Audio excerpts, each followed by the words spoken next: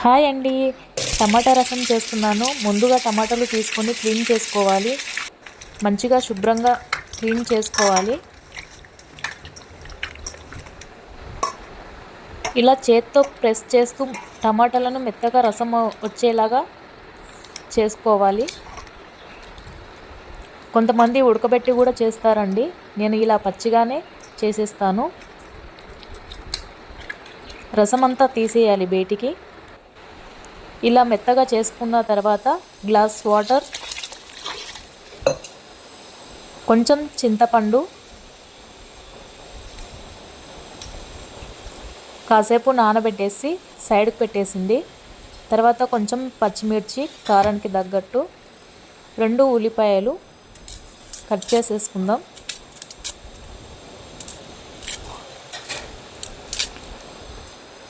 ఉల్లిపాయలు తొక్క తీసాక క్లీన్ చేసేసుకుందాం ఒకసారి,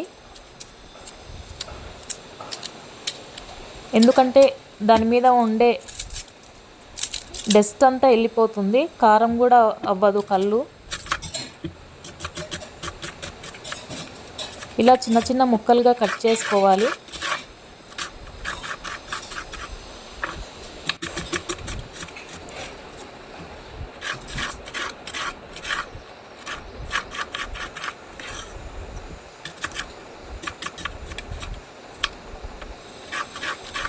చాలా సింపుల్గా చేసుకోవచ్చండి ఈ రసాన్ని.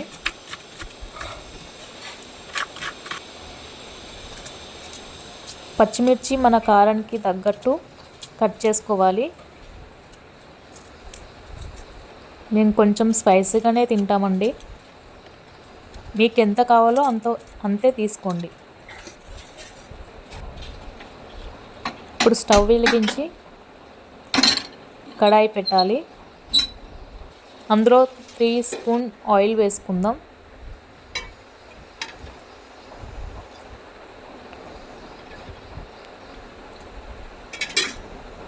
ఆవాలు, జీలకర్ర వేసుకోవాలి.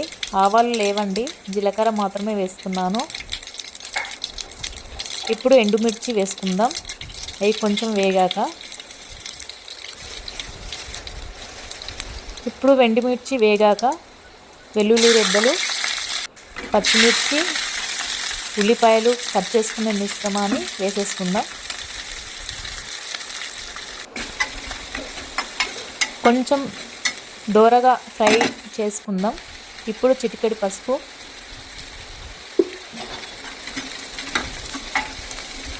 కొంచెం వేయించుకుందాం. ఇప్పుడు ముందుగా టమాటాలను మెత్తగా చేసుకున్నాం కదా, చింతపండు నానింది కదా, ఇప్పుడు మెత్తగా చేసుకొని రసాన్ని ఒక గిన్నెలోకి తీసేసుకుందాం. ఇలా మెత్తగా చేసుకోవాలి. మళ్ళీ ఒకసారి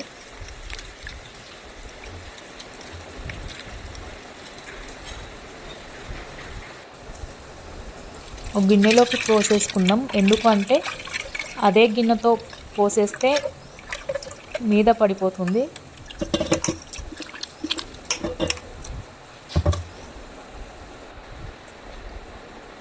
ఇప్పుడు రసాన్ని కడాయిలోకి పోసేద్దాం. ఇలా మనకు ఎంత కావాలంటే అంత రసాన్ని తీసుకొని అలా పోసేసుకోవచ్చు. ఇప్పుడు 2 మినిట్స్ మరగబెట్టేసి కొంచెం సాల్ట్ వేసేసుకొని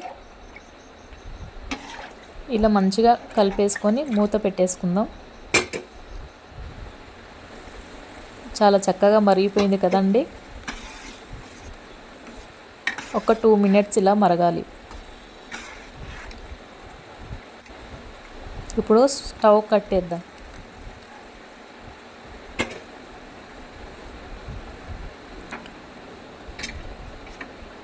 అయిపోయిందండి. ఇప్పుడు వేడివేడి అన్నంలో రసాన్ని వేసుకొని టేస్ట్ ఎలా ఉందో చూసేద్దాం.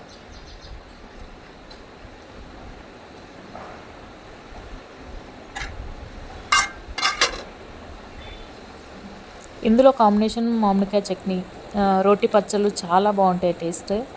ఈ సమ్మర్లో సూపర్ ఉంటుంది రసం. పిల్లలు చాలా ఇష్టంగా తింటారు. నాకైతే చాలా బాగా నచ్చిందండి. సింపుల్గా కావాలంటే మీరు కూడా ట్రై చేయండి. చాలా బాగుందండి. Thank you.